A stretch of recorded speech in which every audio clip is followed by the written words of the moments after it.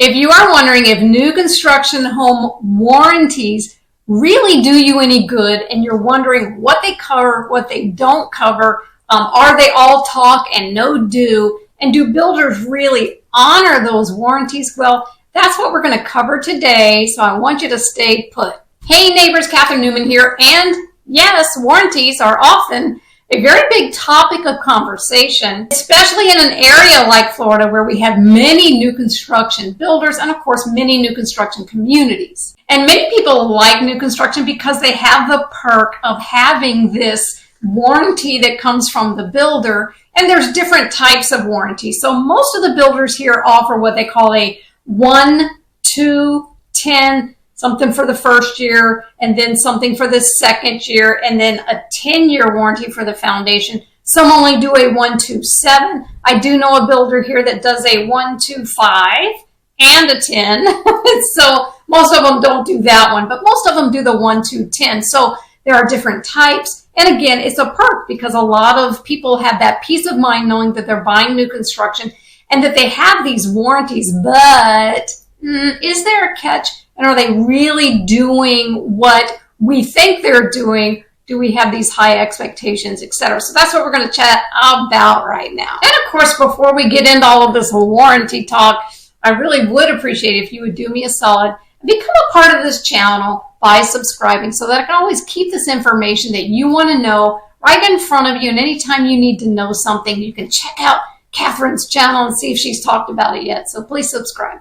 So new construction home warranties, they kind of often sound better than they actually are. And in some cases, not all, but in some, they really don't fully live up to the buyer expectations. Go figure. So let's go through a breakdown of how these warranties work and where they typically fall short. So what most new construction warranties actually cover, again, we talked about the 1 to 10. Well, the first year, they typically cover, and this is really common, things that are inside the house, even outside, but it's going to be workmanship of the materials, drywall cracks, paint, cabinetry, doors, trim, minor plumbing, and even minor electrical issues. But the reality that I'm finding out is that builders can often delay fixing things or even deny small repairs. But most commonly what they do is they like to schedule those in bulk, do them all at the 11-month walkthrough before that 1 year is up. Now that's where it's going to be things like, settling of the house and nail pops, drywall cracks, caulk, grout separations, maybe some small stucco cracks on the outside. That's all going to happen once the house settles through that first year. And again, for emergency situations, like if you have a gas leak or a plumbing issue, or maybe the AC isn't working, or maybe your electrical issues, like maybe a breaker is tripping or something. Those issues, they're going to give you emergency contact numbers, who to call, because they're going to say, hey, if you wake up one day and you smell gas, if you have gas in your home, that is. I'm not talking about that other kind of gas. You probably smell that all the time. But anywho, if you smell a gas leak, maybe you have a gas stove or a gas furnace or any of that sort of thing, if you smell that gas leak, they're going to say, hey, don't call the warranty department. Call your gas provider because that's an emergency. Or maybe you wake up and you have your toilets won't flush, or there's no water in the toilet, then definitely they're going to give you some emergency numbers for plumbing, HVAC, that sort of thing. And you'll know who to call if it's an emergency. But if it's just those little things that are going to happen over time anyway because the house does need to settle, then they're going to tell you, please write all of those down, keep them on a list, and then we're going to come back at the 11-month, right before that 1 year is up, we're going to come back at 11 months, and we are going to walk the house with you and see all of those things, because they're not going to come every time you see a little crack in the drywall, which does happen, or if you have some grout that chips out or whatever. They typically will leave things like tile and grout, some extra stuff in the house. If you break one, tile is really easy to break. I know my son dropped a bowl on our tile, and we have one that has cracked. And so we had some extra tiles that we could take care of that. But that's how they're going to handle that 1 year warranty. All right, so let's talk about that 2-year warranty, and that is almost always included. And it's going to cover major systems like HVAC, plumbing, electrical, things behind the walls. Now, here's the reality of that. If issues arise due to improper installation, well, it can be hard to prove. You've got to be able to prove that the fault lies with the builder, and they're not just telling you, well, this is normal wear and tear or your lack of maintenance. And honey, that is the first thing they are going to say. Now, I get it that sometimes it really could be the issue that the owner didn't maybe change out the filter every month like they always recommend you do. Or maybe the owner had lots of pet hair that circulated through the air and into the filter and messed up the HVAC. Or they're going to tell you, well, have you been pouring a cap of vinegar in the overflow drain to keep it, moving every month and keep it maintained? I'm not an HVAC person. I don't do any of that. My husband does, but those are things that they could try to catch you on. But if that's not the case, it's still very difficult to prove that an issue you're having with maybe your HVAC or your plumbing isn't your fault. And of course, that goes with plumbing, like I just said as well. They could come back and say, hey, well, your toilet's messed up. Have you been flushing the wrong toilet paper? Have your kids put stuff down the toilet? Do you have too much hair in your drain? Did you put the wrong kind of food or garbage down your garbage disposal? They are always typically going to try to put that on you. And the same goes with electrical. I love it when they're like, hey, have you been running too many items at one time? Like maybe a curling iron and a hair dryer and this and that. And you're like, seriously, dude? So here are my recommendations so that you're not on the hook for those things. I really recommend that you keep detailed information and that you do that scheduled maintenance exactly how they tell you. And even in your warranty, it's going to tell you these are things you should do on a monthly basis or, every 2 months or every 6 months for your HVAC, for your plumbing, for your blah, blah, blah. They're going to give you that information. So I would say document that stuff.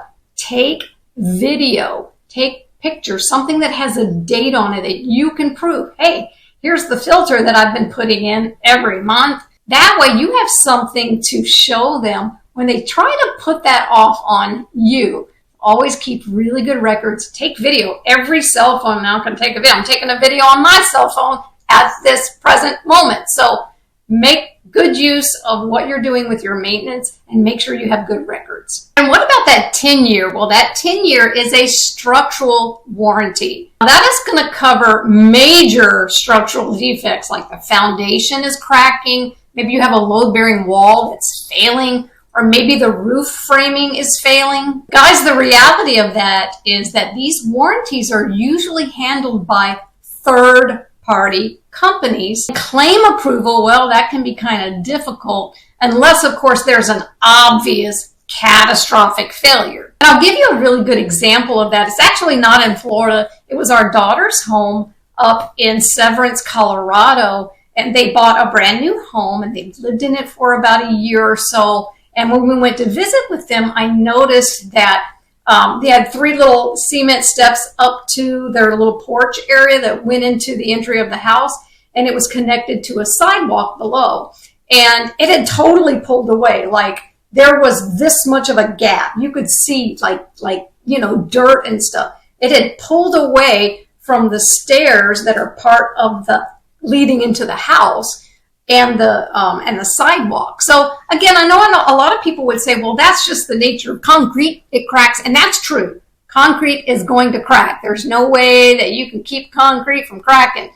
But it had pulled away so far from the house that there was this kind of thing. And we're like, you could have animals living in there. You have animals living in there. So they were like, well, we don't know what to do. And I was like, well, you have a structural warranty when you bought this house. And so they called that warranty department that they were connected with the structural portion of that warranty. And they did kind of give them the runaround for a little bit, but we kept telling them, you push it take pictures, send it to them, tell them it's possible that you have possums and all kinds of snakes and crap, living in there, and you don't want that. It's not safe for your family. The biggest thing too, not only was it not safe, was it messing with the integrity of the foundation of the home? So we kept telling them, push it, push it, push it. So eventually they did send out an engineer. And of course the engineer had to look at that and see, was it affecting the house and what they needed to do to take care of it. And he did have recommendations, to come up with a way to fix it.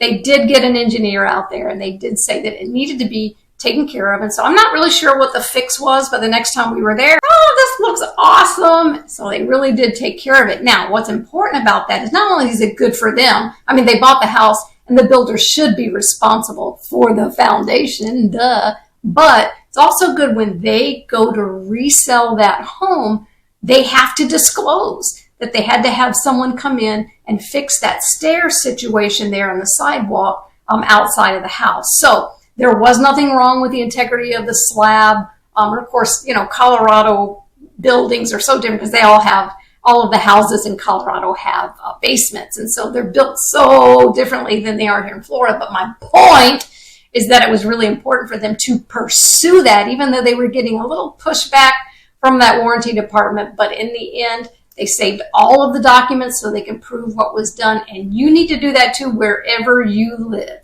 So what are the common complaints that I hear about new construction warranties? The first complaint is, like I said before, they like to delay repairs. So they will often push something hanging on me here. They will often push off the warranty fixes, or like I said, they like to batch them together.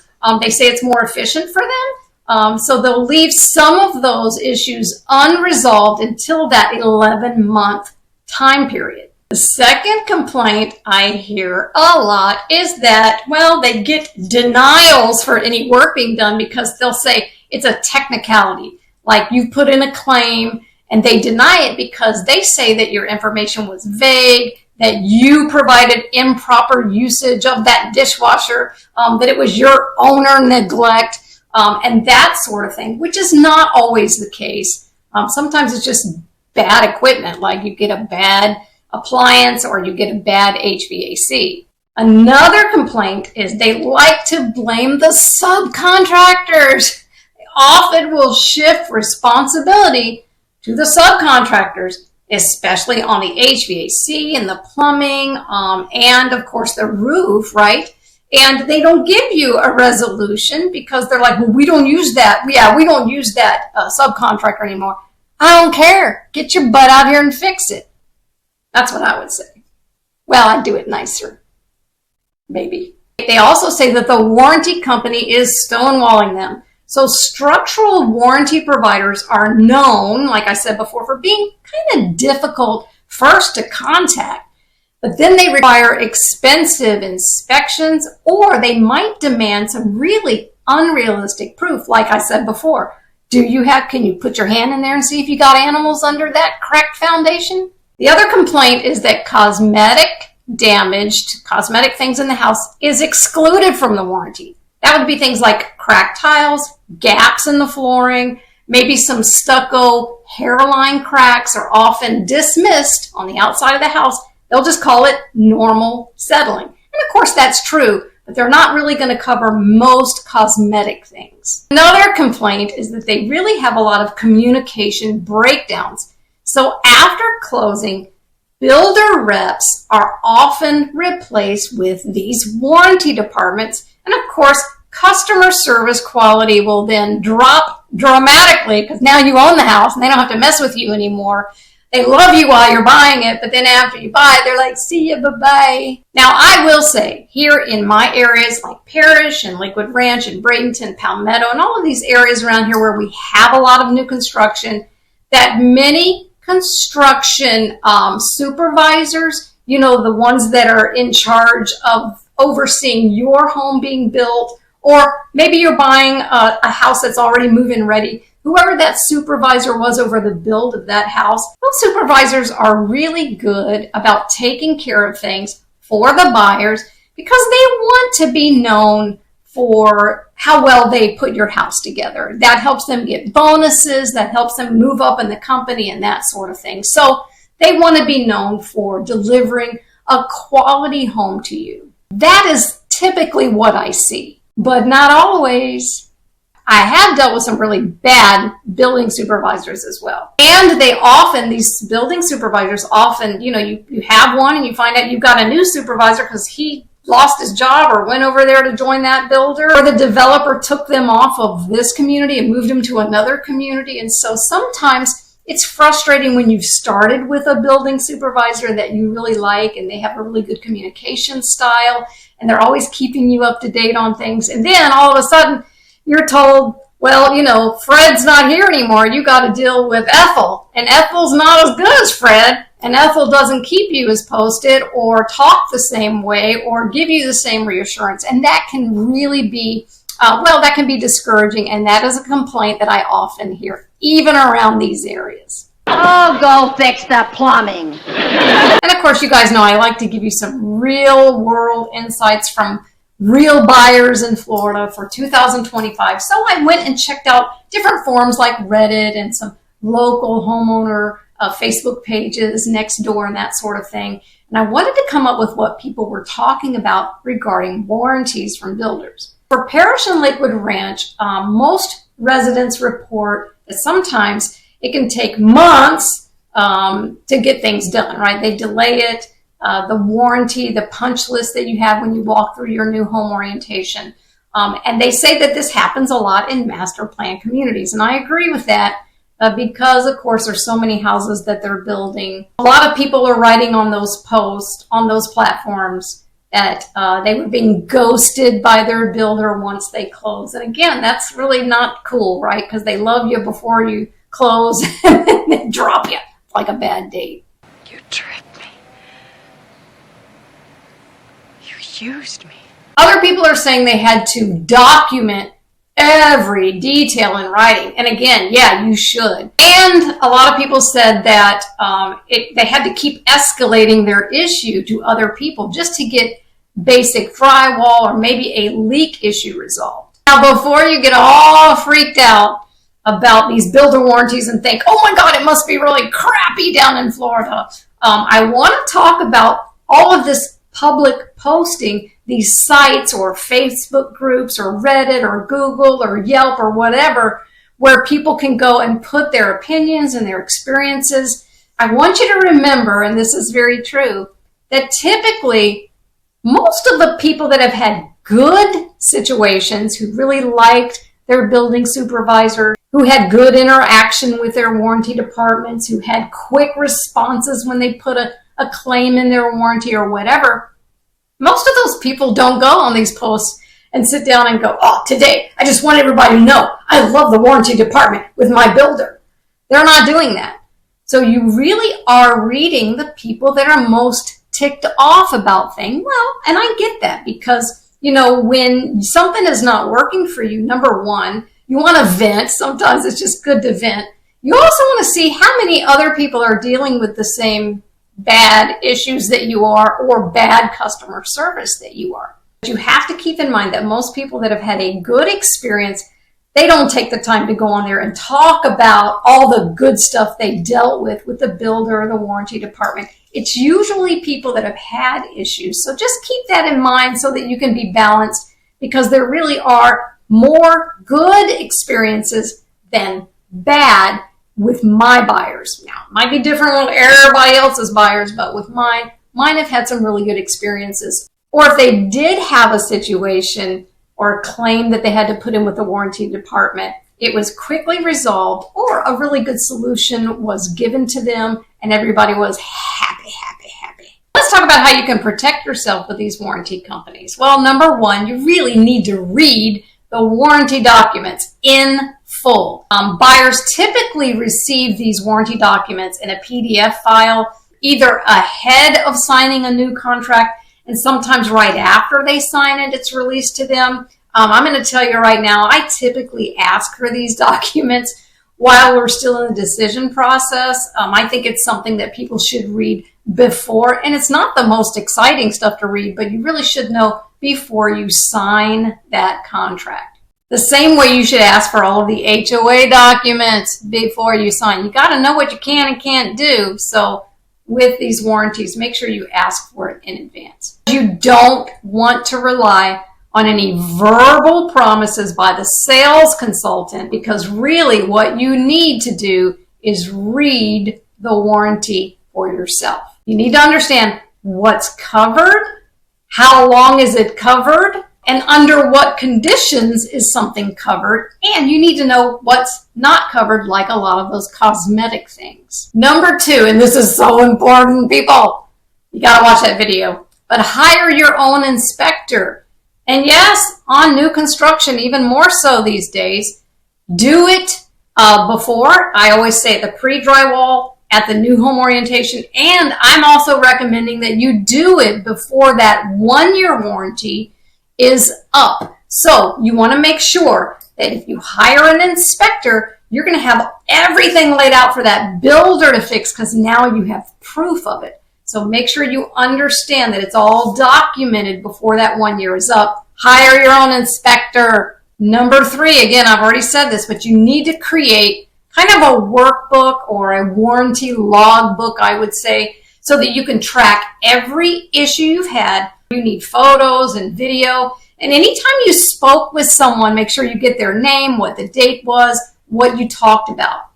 All of this documentation is going to help you if you need to escalate your issue from the general warranty person to someone higher, like a supervisor. That leads me to number 4. You need to make sure you understand what that escalation process is. Many builders are going to route that warranty complaint through an online portal or maybe a third-party vendor. So you've got to make sure you understand, if you have a big issue, how do I escalate it from that portal? Even though new construction warranties do offer some really good protections, that is true, there are buyers that are disappointed by how they're actually enforced. So if you're buying new construction, you definitely want to choose a builder with a strong warranty reputation. You shouldn't be looking for just the biggest discount or the builder that's given the most incentive. You really need to look at the whole picture. Look at their warranty department.